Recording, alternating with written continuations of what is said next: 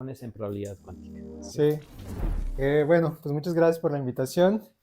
Y el objetivo de la plática es como decirles por qué los grafones aparecen naturalmente en cierto sentido en teorema del límite central en probabilidad cuántica, ¿no?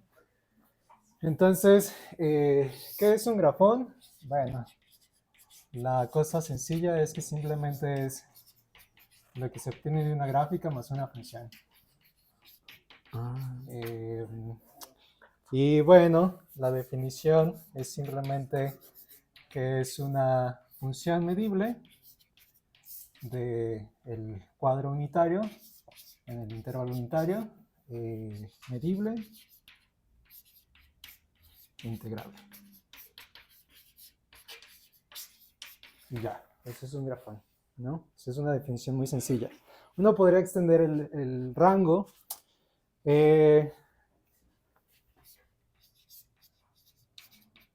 Pero ¿cuál es la idea de estos grafones, ¿no? O sea, puede ser cualquier función y por qué tiene sentido relacionarlas con gráficas.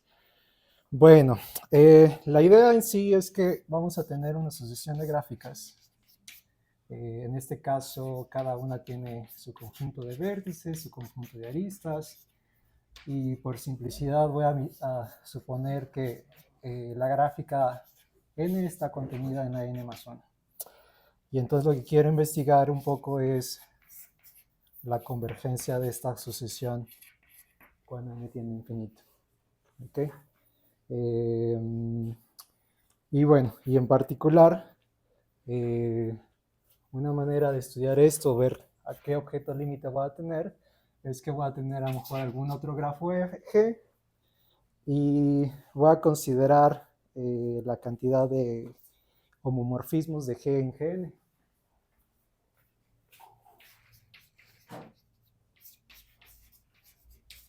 ¿No? Que simplemente son funciones que van de vértices aquí G es simplemente otra gráfica con vértices V y arista C. Entonces considero el conjunto de homomorfismos. Estos son simplemente las funciones que van de V a Vn, que preservan adyacencia, ¿no? Los cuento y normalizo. Normalizo por el número de mapeos de V a Vn, ¿no? ¿Y eso qué me cuenta? Esto me dice, esto es la probabilidad de obtener un morfismo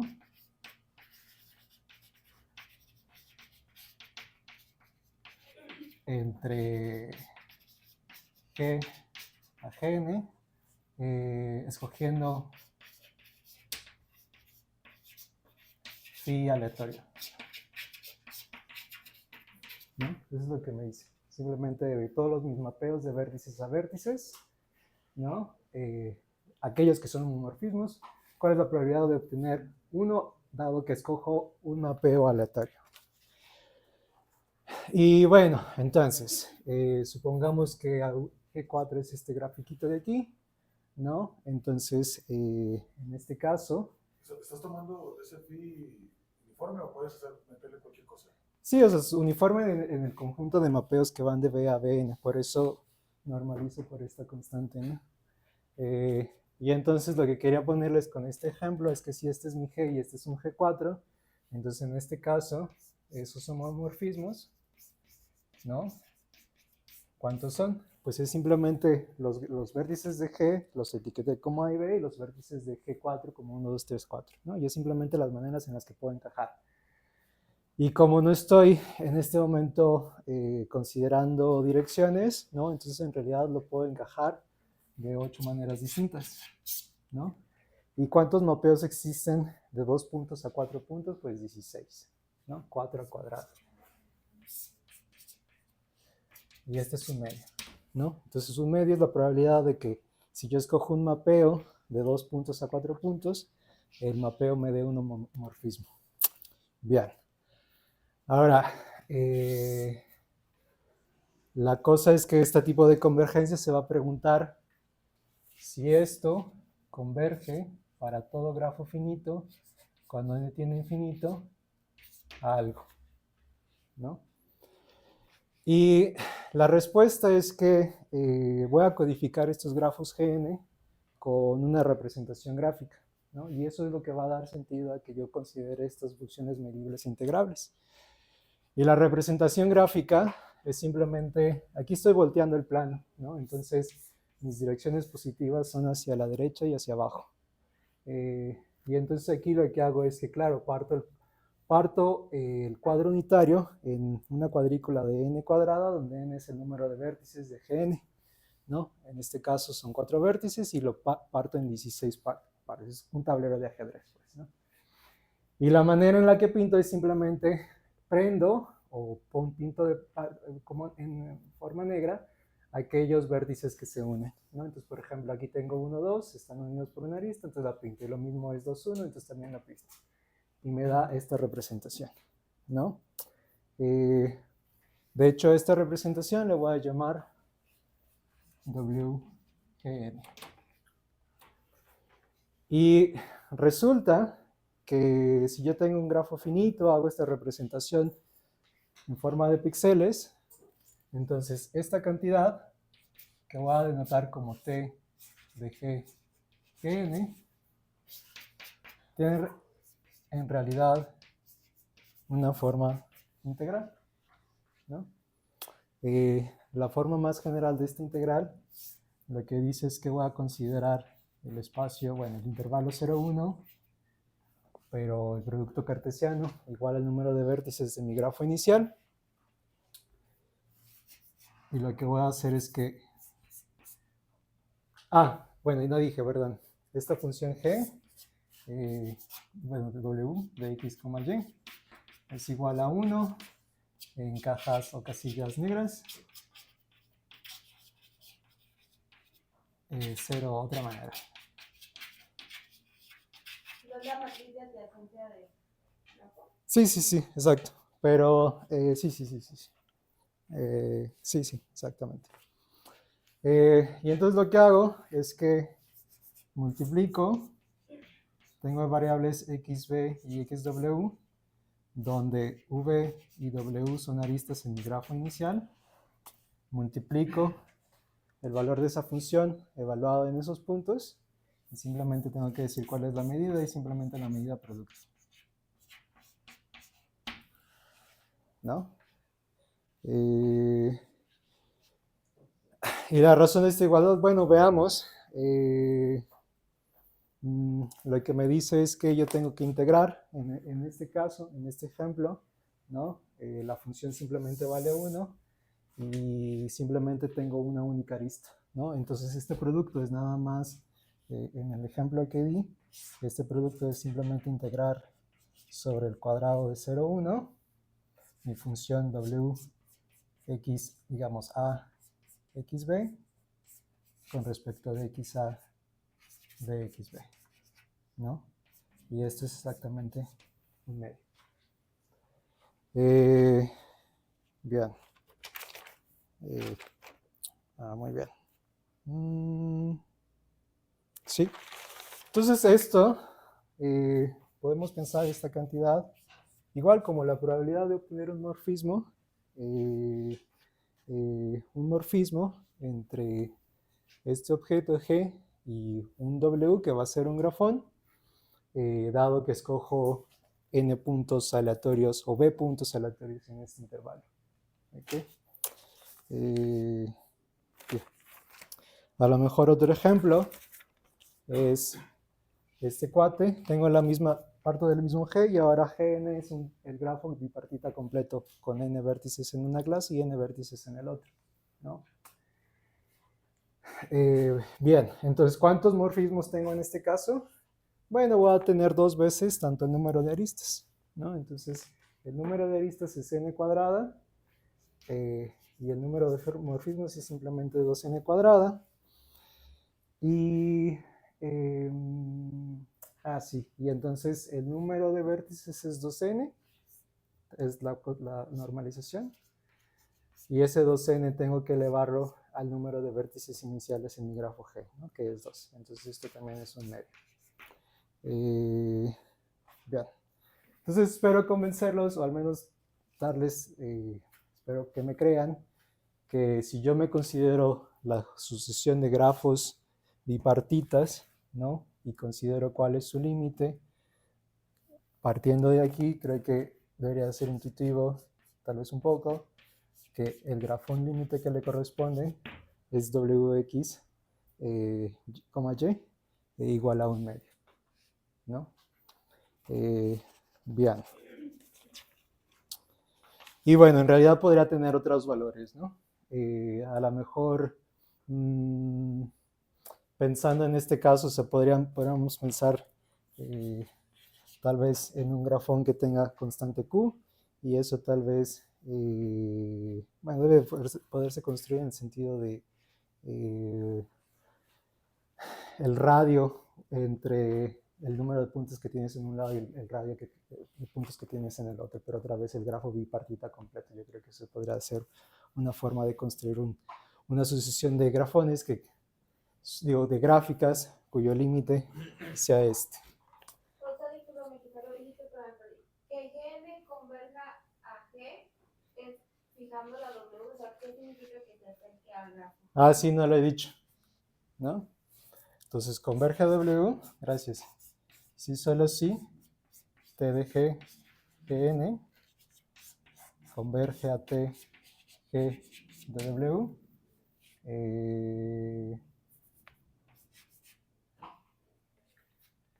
Sí estoy.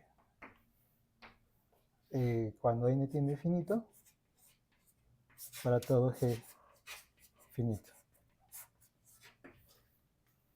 Esa va a ser mi noción de convergencia. ¿Ok? Eso quiere decir que contar la probabilidad de morfismos en mi sucesión y cómo se va comportando, en realidad lo puedo calcular en el límite como esta integral, ¿no? Esa va a ser mi noción de convergencia para todo G finito. Y eso es todo sobre, no todo sobre gráficas, pero es la parte importante de gráficas, porque ahora voy a ir al teorema del límite central, ¿no? Bien. Y en el teorema del límite central, pues normalmente lo que tenemos son variables, A1, A2, una familia. ¿Y cuáles son las dos condiciones ahí que tenemos? Independencia.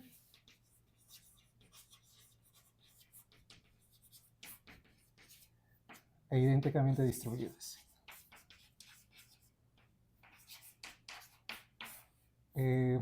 Bueno, y entonces como estoy trabajando en este contexto de probabilidad cuántica, lo que va a pasar es que esta familia está contenida en un espacio de probabilidad cuántica, que en este caso lo voy a tomar como A es una álgebra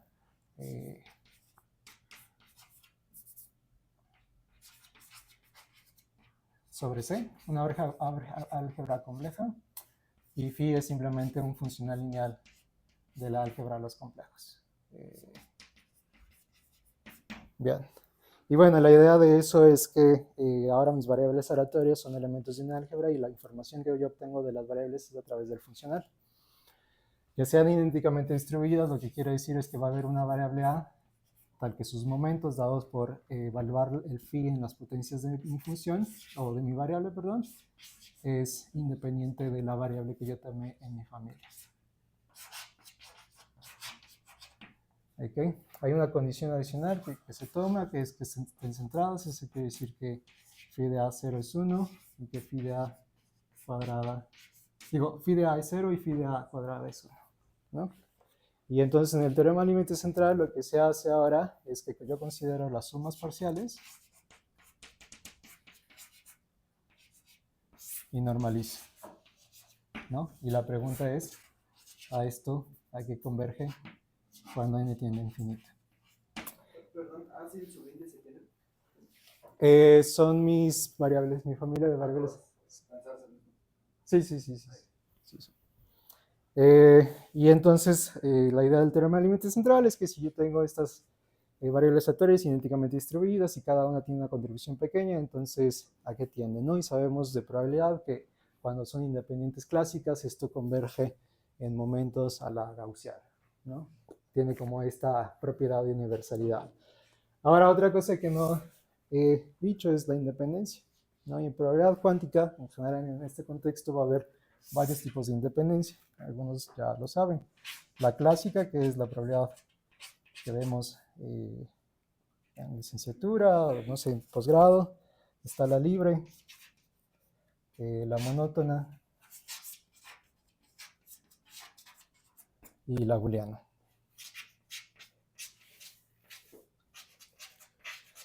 Y bueno, lo que significan estos tipos de independencia, estos son 5 tipos de independencia universales que satisfacen ciertas cosas axiomáticas, y no voy a entrar en detalle en ellas, porque para lo que quiero exponer es simplemente que cada una da una manera de calcular explícitamente momentos mixtos. Es decir, ¿a qué me refiero con momentos mixtos? Si X y Y fueran independientes en alguno de estos sentidos,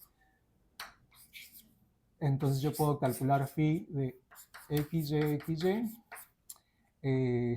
a partir de la noción de independencia particular.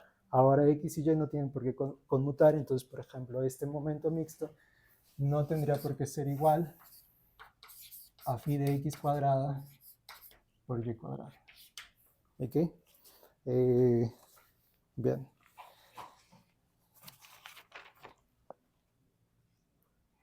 O sea, basta saber que hay una regla para calcular estos momentos mixtos y que varía en cada una de estas. Tal vez debería agregar que, bueno, cada una de estas tiene una teoría, una noción de convolución en medidas, una construcción de operadores, en fin. Pero para la plática, de lo que se trata en realidad es que en años recientes se han hecho modelos que mezclan estos tipos de independencia, ¿no? En mucho de la teoría se asume un único tipo de independencia para cada una de las variables. Pero entonces han habido mezclas de independencias, ¿no? Y en estas mezclas, bueno, hay varios trabajos ahí.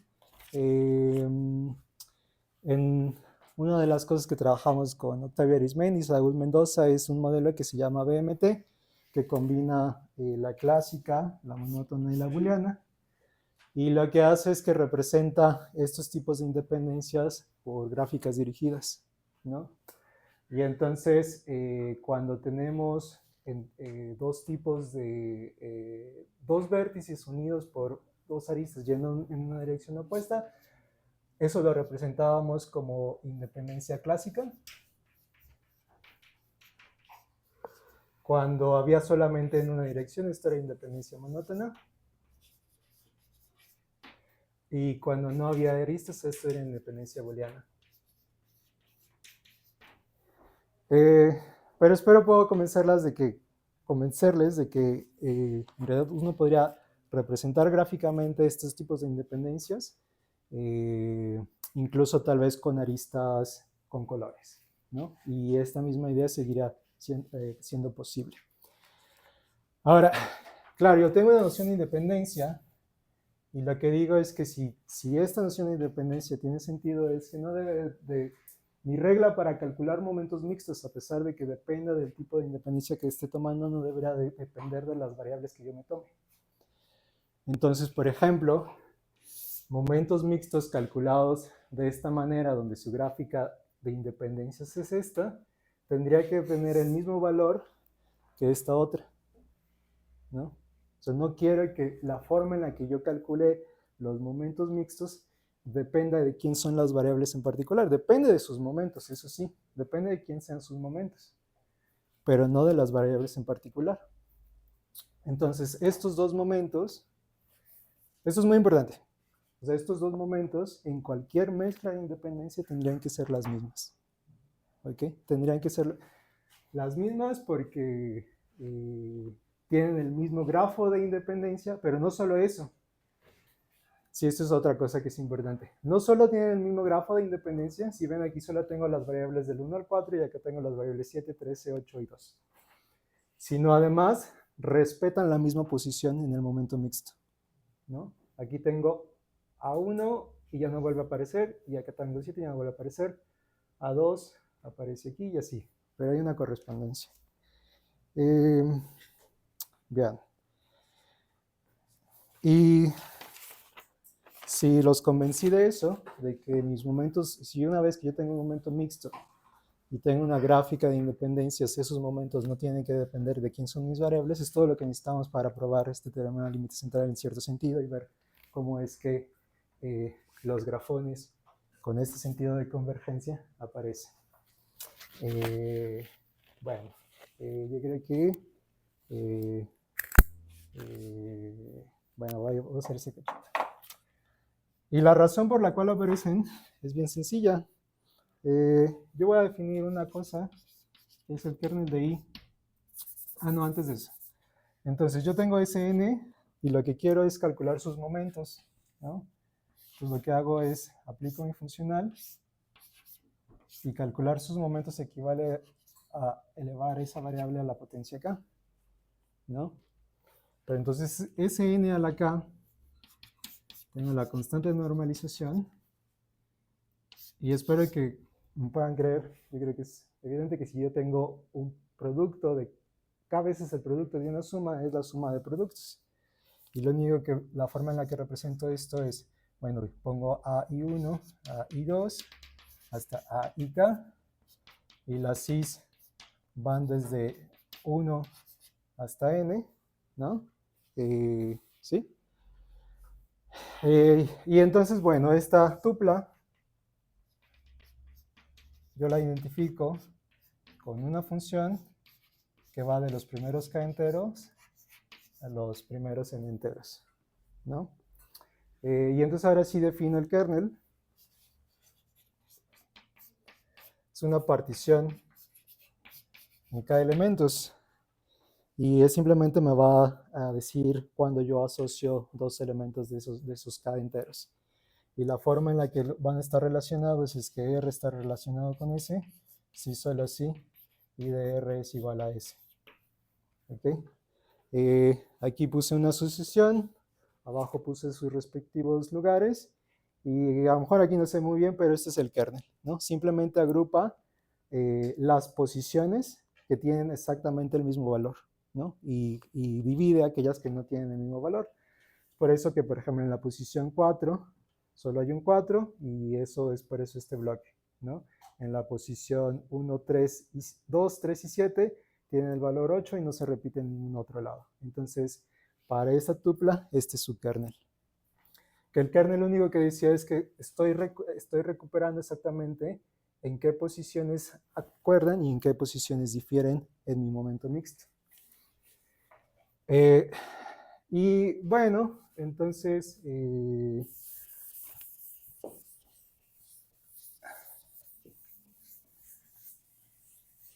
yo puedo dividir mi grupo de índices, ¿no? Mis sucesiones, con respecto a su kernel. Eso va a ser una primera cosa. Entonces, Sn de k es 1 sobre n a la k sobre 2. Particiono mi suma con respecto a las particiones de k elementos y lo que digo es que ahora voy a sumar sobre las variables is que tengan exactamente ese kernel.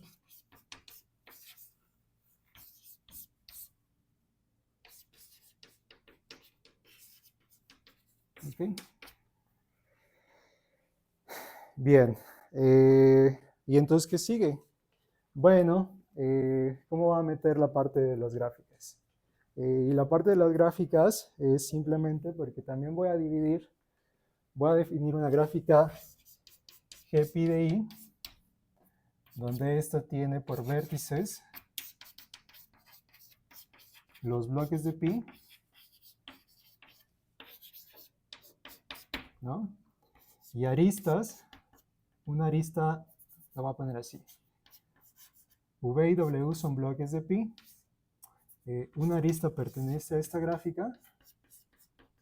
Sí, solo sí. Y de B, ajá, e I de W es también una gráfica, una arista en mi gráfica N, ¿no? Mi gráfica Gn es mi gráfica de independencias, ¿no? Que pueden ser estas. Aquí simplemente me dice a pares qué noción de independencia satisfacen alguna de estas. ¿no? Y entonces, siguiendo en este ejemplo, ¿no? ¿Dónde está? Ah, sí, sí, sí. Entonces, supongamos que aquí las variables que aparecerían en este momento mixto serían la novena, la octava, la cuarta, la quinta, la sexta y la séptima, ¿no? Entonces, si en mi gráfica de independencias yo tengo algo como esto, yo simplemente traslado eso sobre los bloques de mi partición. Entonces, por ejemplo, este es 9, 9 va a 6, entonces tengo una lista así, y la única otra es de 9 a 5, que iría así. ¿Ok?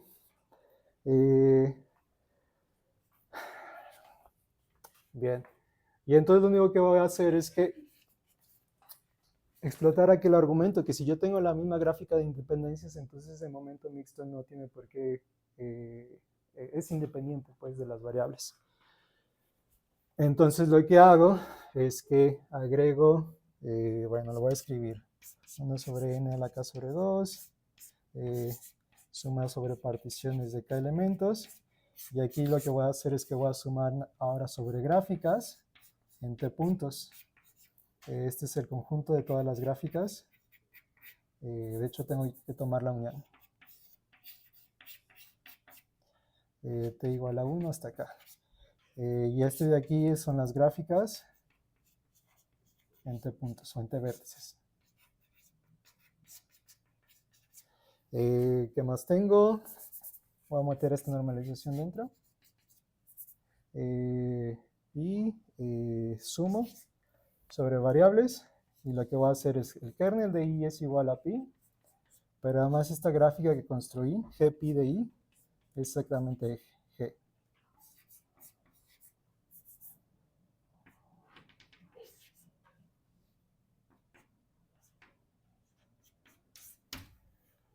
¿No? Bien. Y espero convencerlos que esto ya es suficiente, ¿no? ¿Por qué? ¿Qué es lo que va a pasar? Por lo que dije, no depende de quién sea mi elección de puntos, ¿no? Entonces lo puedo sacar hasta acá, ¿no? ¿Qué es lo que va a pasar? Bueno, es cierto que estos son todas las gráficas en t vértices y voy desde 1 hasta acá. De hecho, van a ser, sí, bueno, pues solo puede ser porque dije que los vértices eran los bloques de pi, entonces realmente t tiene que ser igual al número de bloques de pi. Pero eso no importa, lo que pasa es que este es un conjunto finito, este es un conjunto finito, entonces toda la parte asintótica está pasando aquí. Pero esta suma, ¿no? Tiene orden a lo más n el número de bloques de pi, porque lo único que me dice el kernel de i igual a pi es tú tienes que escoger un valor en cada uno de los bloques, ¿no? Los bloques están fijos, lo que no está fijo es el valor que toma en cada uno de los bloques.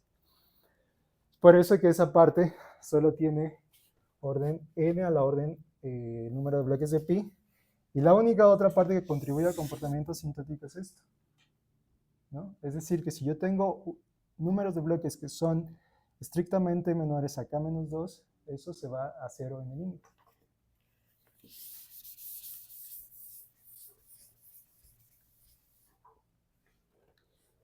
Entonces tengo esta condición, que el número de bloques tiene que ser exactamente k sobre 2. Eso ya me va a decir que los momentos impares son 0 y que por ende puedo esperar una medida simétrica. Si el número de bloques es exactamente k sobre 2, eso quiere decir que cada bloque solo tiene 2 elementos. Y bueno, palabras menos, palabras más, pero básicamente es... déjenme de notar la contribución de esa parte como g de pi. ¿Ok? Ya va a terminar, ¿verdad? Entonces, asintóticamente, más un término de mejor un medio. Pero lo que estoy diciendo es que es 1 sobre n a la k sobre 2, el valor de bueno, estoy sumando sobre particiones y sobre gráficas, phi de pi de i, por esta suma del kernel de i igual a pi, g de pi de i igual a pi y este es un 1. Y este resulta que es justamente los homomorfismos inyectivos ahora de G en Gn. ¿Ok? ¿Y qué es este otro cuate? G de pi de i. Perdón, G de pi de i en Gn. ¿Qué es este otro cuate? Bueno, normalmente Gn, estoy tomando Gn como una gráfica en n variables. Entonces, esta normalización es simplemente la normalización que había dicho. G de pi de i. Número de bloques de pi es exactamente k sobre 2 y el número de vértices, a lo mejor así, ¿verdad? El número de vértices es n. ¿No? Y entonces lo que yo quiero es que estas cantidades converjan y eso me devuelve a mi noción de convergencia sobre grafones.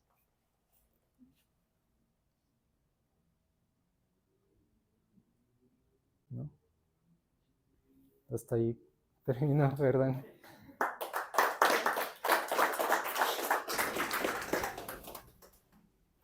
¿Preguntas que tengan? Ya, Saile y... Como no me quedó claro, José, la W, tú tienes libertad de elegirla, o sea, Gn converge a G bajo tu noción, si existe una W que verifique eso, o si partes de esa W motivada por la matriz de adyacencia. O sea, tú dices que Gn converge a W si tienes esa convergencia en la probabilidad de isomorfismos, que converja a esta integral, pues, ¿no?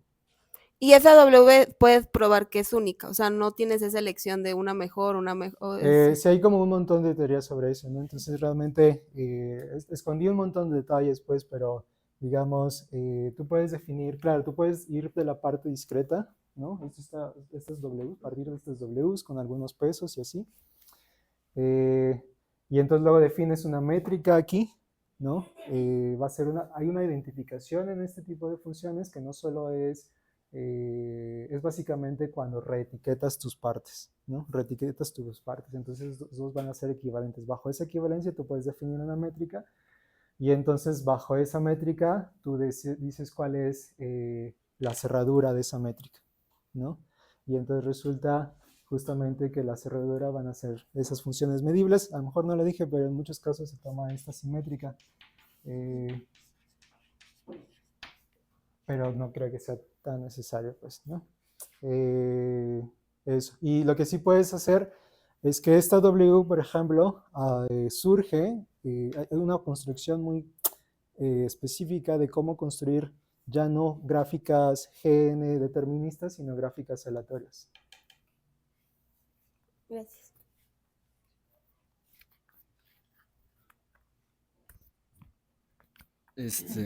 Bueno, sí entendí. ¿Tú ocupas, al final sí ocupas un álgebra en específico y un phi en específico? Mm, Porque pareciera, bueno, me parece que al final ya no, o sea, ya solo es un resultado numérico, ¿no? Series, convergencia de series, ahí ya tu último resultado, ¿no? Que nos dijiste como que ya no aparecía ahí quién era phi ni cuál era el álgebra. sí, eso es una cosa genérica, pero es que toda la parte como de independencia está en esto que no les dije, cómo calculas las reglas, ¿no? Ok. O sea, pero no es meramente algebraico, es lo que quiero decir. O sea, tú puedes hacer una construcción. O sea, justamente la parte de mezclar estas independencias es, claro, o sea, tú puedes dar una definición abstracta en un álgebra, ¿no? Y puede ser cualquier álgebra en general, ¿no? Pero mientras más condiciones pones, pues más propiedades puedes probar. En particular, en estas mezclas puedes decir, puedes construir una álgebra de operadores grande que contenga las álgebras chiquitas, ¿no? Y que te satisfagan las nociones de independencia que quieras. Aunque lo que sí no hay es todavía una noción en donde las puedas meter todas de manera consistente. Ya, o sea, al final son álgebras de operadores, entonces. En particular, En algunos, pues, ajá, o en algunos. Ajá. sea, por ejemplo, con la libre, lo que pasa es Ya. que matrices aleatorias que cumplen ciertas nociones de simetría van a ser independientes en el sentido libre, entonces eso te va a permitir, en teoría, calcular el espectro de la suma de dos matrices aleatorias. Gracias. Asintóticamente, pues. Bien, agradecemos nuevamente a José.